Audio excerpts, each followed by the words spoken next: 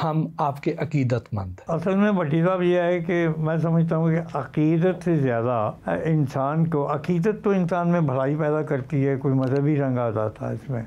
जैसे मुझे अकीदत लफ्ज़ में ऐन है ही बड़ी अजीम से हर्फ है, बड़ा मज़ा आता है। लेकिन यह है कि मैं समझता हूँ कि दिल की बात करनी चाहिए कि मुझे दिल कर रहा था। जैसे मैं आपके प्रोग्राम देखता हूँ, सीधे साधे से आपके प्रोग्राम होते हैं और उसमें एक पेंडूपन होता है और यही पेंडूपन हमारी एहसास है। अगर पेंडूपन आप निकाल देंगे अपने प्रोग्रामों में, गुफ्तगू में, रवैयों में और स्वभाव में, तो फिर यह है कि फिर यही होगा कि आप लखनऊ से ताल्लुक़ रखते हैं, बड़े लिए बंदे हैं, हैदराबाद दक्कन के हैं, तो बात करने का मज़ा नहीं आएगा। कि बंदा अपनी बेसाख्ता होकर गुफ्तगू करे तो बड़ा मज़ा आता है। तो आपके प्रोग्रामों में यही खूबी होती है। तो मैं सोच रहा था कि शायद कभी ज़िंदगी में आपसे मुलाकात हो जाए तो मैं इसका इजहार करूँ। तो अल्लाह मियाँ ने ये मौका दे दिया और ये मौका अल्लाह ने भी अता किया। फिर मेरा बच्चा जो मोहम्मद नूरुल हसन साहब हैं, उनकी भी वो बड़े खुश हैं। मुझे सुबह टेलीफोन आया कि आपका बताया, उनकी बात हुई, तो मैंने कहा जी आज उनसे मुलाकात हो रही है, देखिए अल्लाह सुब्हान तआला उसमें अच्छा लगेगा, बात करके कुछ सीखने का मौका मिलेगा आपसे। ये तो आपका बड़ापन है, हम तो आपसे सीखते हैं। फिर नूरुल हसन भाई का भी बहुत बहुत शुक्रिया, वो बड़ा प्यार देते हैं। हाँ। बड़े ही प्यारे और बड़े जैसे वो बाहर से खूबसूरत है, अंदर से भी उतने खूबसूरत है। अच्छा, खूबसूरत लोग थोड़े से कंजूस भी होते हैं। अच्छा, खूबसूरत लोग है जी, ना तो वो अपने हुस्न का दाम देते हैं क्या जी? वाह।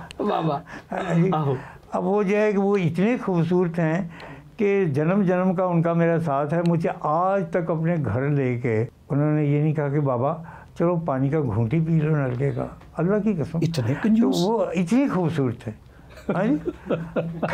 और मैं इतना बदसूरत हूँ कि वो इतने मेरे साथ होते हैं, यूँ लगता है कि हम दोनों एक ही हैं चीज़, ऐसा ही है जी।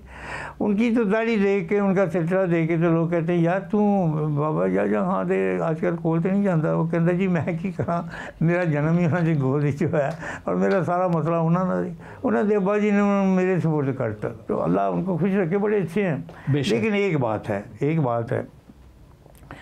कि बंदे को बड़ा फराख दिल होना चाहिए, बड़े उसके सोच में, बयान में, आने में, जाने में, गुफ्तगू में, गुफ्तगू शनीद में, खाने पीने में, उसमें तकल्लुफ़ नहीं होना चाहिए, बेसाख्ता नहीं होना चाहिए। वो खाने पीने के मसले में बड़े बेसाख्ता हैं। हाँ। और अल्लाह का शुक्र है कि वो हर लुक़मे पे अल्हम्दुलिल्लाह भी कहते हैं माशाअल्लाह। लेकिन थोड़ा सा जो है ये सिलसिला उनका जो है ना, और ये मेरा अपना ख्याल है कि बंदे को बखील और कंजूस नहीं होना चाहिए। दो बातें ना हो तो वो फरिश्ता है क्या जी? अल्लाह। ये तो आपका अपना देखने का अंदाज़ है, हालांकि वो तो माशाल्लाह बड़े इस मामले में बहुत ही प्यारे आदमी हैं और आपसे बड़ा कुछ सीखते हैं वो, और उसी की खुशबू भी फैलाते हैं वो। हाँ, खुशबूदार शख्सियत है। हाँ, तो खुशबुओं के तोहफे दिया करो, बड़ा मज़ा आता है कि जब भी वो लगाएगा खुशबू तो रूह भी मुअत्तर हो जाएगी, तबीयत भी मुअत्तर हो जाएगी। और फरमाते हैं कि जो शख्स खुशबू लगाता है, सूंघता है, उससे हज़ महसूस करता है, वो शख्स बड़ा वसीउल क़ल्ब होता है, वसीउल नज़र होता है, वसीउल बयान होता है, वसीउल ईमान होता है और वसीउल मोहब्बत भी होता है, वसीउल हुज्जत भी होता है। तो ये सारी चीज़ें जो हैं ये खुशबू का चमत्कार है। तो इसी तरह मैं ये समझता हूँ इस बात को कि एक दूसरे की खूब इज्जत किया करो, खिलाया पिलाया करो। अमीर होना चाहते हो तो लंगर पकाया करो, घर में मेहमानों को बुलाया करो, अच्छी अच्छी चीज़ें उनको खिलाया करो, कंजूसी ना बरता करो, मारे जाओगे। फरमाया गया कि कंजूस आदमी जो होता है उसके दिल पे शैतान ने अपने पंजे गाड़े होते हैं। और जो शख्स वसीउल मशरब होता है और जिसका दस्तरखान वसी होता है और जो खिलाता पिलाता रहता है, उसके चूल्हे गर्म ही रहते हैं, यकीन करें कि दीन दुनिया के सारे हल्के जो होते हैं उसके लिए नरम होते हैं। वाह वाह वाह वाह, क्या खूबसूरत आपने ये ना तरीका बता दिया, आसान तरीका बता दिया अगर आप अपने रिज़्क़ को वसी करना चाहते हैं। यकीन फरमाएं, मेरे पास एक बच्चा आया, कहता है जी मारा गया। क्या हुआ? खूबसूरत हो, पढ़े लिखे हो, वो मारे कहाँ गए? वो कहता जी रिज़्क की बड़ी तंगी है। अच्छा क्या तंगी है? बस जी एक टाइम का है, दूसरे टाइम का नहीं, तो इसमें तुम्हारा कसूर है, देने वाला तो नहीं है, कसूर तो लेने वाले का। तू ही नादान चंद कलियों पे कनाज कर गया, वरना गुलशन में इलाजे तंगी दामा भी है।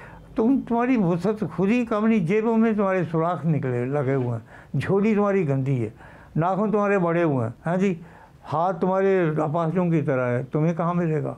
अरे देने वाला दामन भी देखता है, थाली भी देखता है, ज़रफ़ भी देखता है, ज़रूरत भी देखता है। वाह वाह वाह वाह। बाबा जी, आप हिजड़ों की बहुत इज्जत करते हैं, इस सिन्फ को आपने बड़ी तकरीम दी है, आपने उन पर किताबें भी लिखी हैं, तो क्या ख़ास बात है इनमें कि जो इतना ज़्यादा आप उनसे प्यार करते हैं? ये बात एक राज की है और एक अजीब सी बात है। अगर मैं इसको खोल के बयान कर दूँ तो कुछ मौलवी हज़रात मेरे पीछे पड़ जाएंगे कि ये फ़लसफ़ा आपने कहाँ से निकाला। वो सनाहुल अज़ीम जो है, जिसको अल्लाह कहते हैं, सबसे बड़ा सनतकार, सबसे बड़ा गुजरावालिया, सबसे बड़ा गुजरातिया मालिक जो है, वही उसकी सनत बड़ी अजीम है। वो कभी कभी काम करते करते, तख्लीक करते करते, खूबसूरतियाँ बांटते बांटते, अक्लें बांटते बांटते, इल्म तकसीम करते करते, ज़रफ़ तकसीम करते हुए जब वो मौज में आता है तो एक हिजड़ा भी बना देता, वो अपना सदका निकालता। और ये मखलूक जो है, ये ऐसी एक मखलूक है कि जिसको इनकी समझ आ जाए, अल्लाह सुब्हान तआला जिसे सुझा दें, तो फिर उस आदमी के लिए किसी और चीज़ की कमी नहीं रहती। मुझे ये बताएं कि जिस रब्बुल इज़्ज़त ने अपने महबूब की तन्हाइयों और इसकी कब्र और इसकी कब्र के बाद की सारी चीज़ों का ज़िम्मेदार इनको बनाया हो, तो इनसे बड़ा और कौन होगा? वो हिजड़े ही हैं जो नबी करीम सल्लल्लाहु अलैहि वसल्लम की कब्र का देखभाल करते हैं और उनकी चादरें बदलते हैं और उनसे बातें करते हैं, उनकी खिदमत करते हैं और उनसे मोहब्बत करते हैं। वो इंसान अंदर जा ही नहीं सकता कि जो शख्स दुनियादार है और जो शख्स जिसके अंदर शहवत का तसव्वुर है, जिसके अंदर मोहब्बत का तसव्वुर है और जो अपनी सोच को कुछ बोले, इनसे ये सारे खाने निकाल के इनके, जब आप अपने घर के सारे खानों को साफ़ करके उसके अंदर मसहफ़ रख देते हैं, कुरान पाक रख देते हैं, इल्मी किताबें रखते हैं, दीनी किताबें रखते हैं, मंटो साहब की किताबें निकाल दी आपने, फैज़ साहब की शायरी को इधर निकाल के रख दिया, फराज को इधर करके रख दिया, बाबे की किताबें निकाल दी, उसकी किताबें निकाल दी, उसकी किताबें, और वहाँ पे काम की किताबें रख दी, इब्न अरबी को रख दिया, पढ़ो, रूमी राजी को रख दिया, शिराजी को रख दिया, तो साफ़ करके तो अच्छी किताबें रख दी। तो अल्लाह पाक अपने मुंतखब बंदों को साफ़ करके तो उनके ये सिलसिला जो है वो रख दी। एक मर्द अगर अंदर होगा तो वो मर्द तो है, और मर्द तो वो है जिसके अंदर मर्दाना ताकत होती है, मर्दाना ख्वाहिशात होती हैं। तो अगर इसके अंदर ताकत है, ख्वाहिशात हैं, तो वो ना भी कुछ, तो वैसे ही वो किसी वक्त फितरी तौर पर ही उसके अंदर मर्दाना परमान निकल जाएगा बाहर,